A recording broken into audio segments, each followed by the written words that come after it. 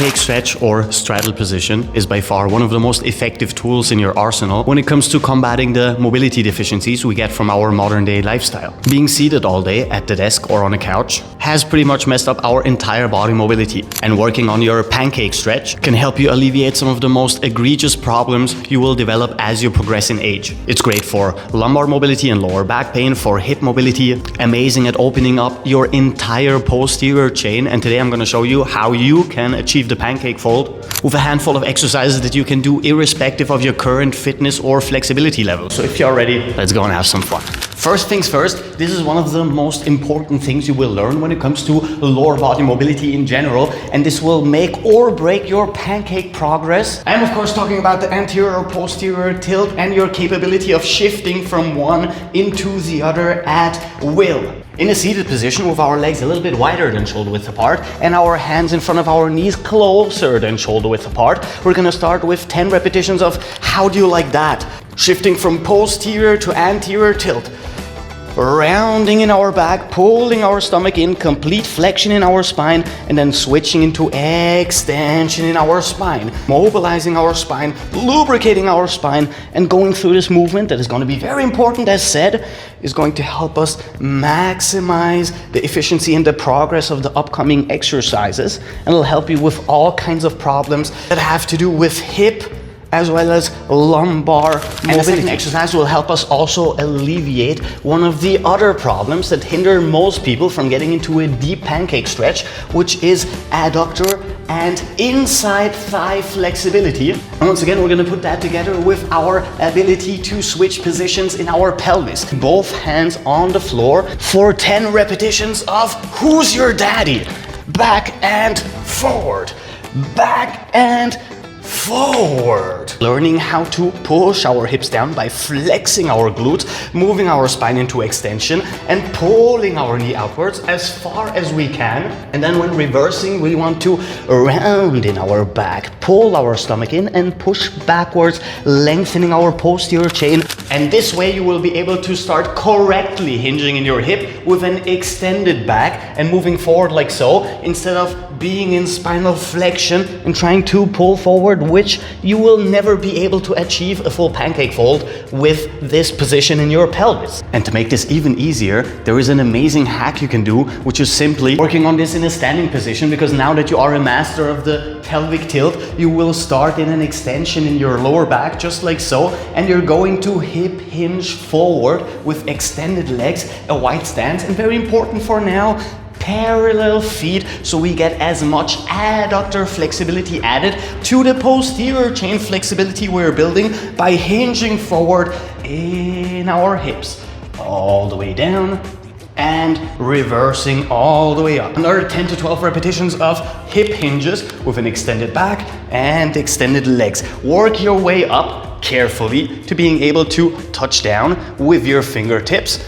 and then over time work your way up to being able to flatten your hands here before you reverse. Always flexing our posterior chain and then flexing our anterior chain to pull us down actively, bringing us to the most important thing you will learn about mobility in general, and that is the concept of reciprocal inhibition, which we've talked about before. By flexing one side of your body, you're always actively relaxing the other side of your body, which is why when we are hinging, we are flexing our anterior chain, our hip flexors, and our quads to relax our hamstrings and our glutes to actively push us deeper into a stretch. And you can try this out very easily by simply sitting down like so and trying to grab your toes in a very relaxed manner, and then doing the opposite, actively flexing your abdominals, your hip flexors, and your quads to pull your body closer to your legs instead of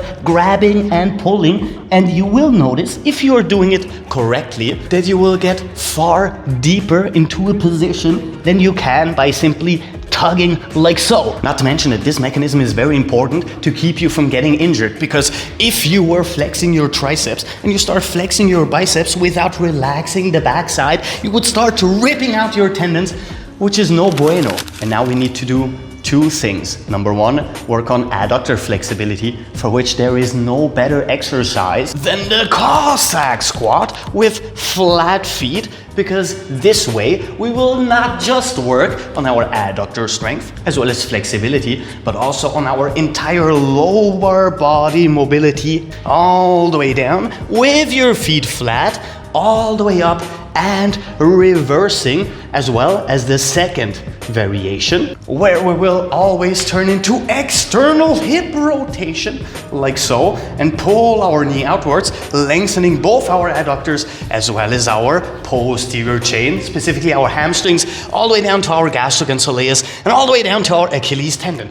All the way up, all the way down, all the way up, all the way down. And until you progress to the level where you can do both of these, you will work with assistance, just like so. Start with a very short range of motion. Start bringing your hip joint down to your knee joint, and over time, sit down lower, and over time, start combining our rotational ones with flat-footed ones. And the second thing you, of course, can't do without when it comes to the pancake fold is posterior chain flexibility. And our chosen exercise for this, with a very light weight, it doesn't have to be a kettlebell. Heck, you can fill up your backpack with water bottles for all I care. Just a very light weight. And we will do Jefferson curls. This time, instead of moving into spinal extension, we will stay loosely in spinal flexion and work our way down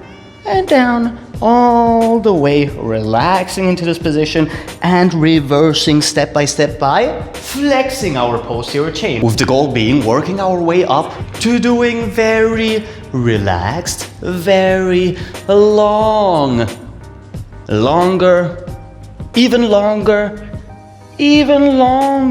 Jefferson curls, relaxing into this position, then moving out of this position, vertebrae by vertebrae, with this exercise being a game changer when it comes to not only posterior chain flexibility, but also posterior chain strength, especially in those compromised positions where our back is rounded with added resistance, which, if not trained and if not conditioned, will pretty quickly lead to injury. And now, mon ami, you have all the necessary tools to start perfecting your pancake or straddle position on the floor. We're going to start actively flexing our anterior chain and pulling our body closer and closer and closer to the floor without holding on to anything, because we want to learn to actively move into this position with our own strength instead of having something that we are pulling on, because this is going to teach us this reciprocal inhibition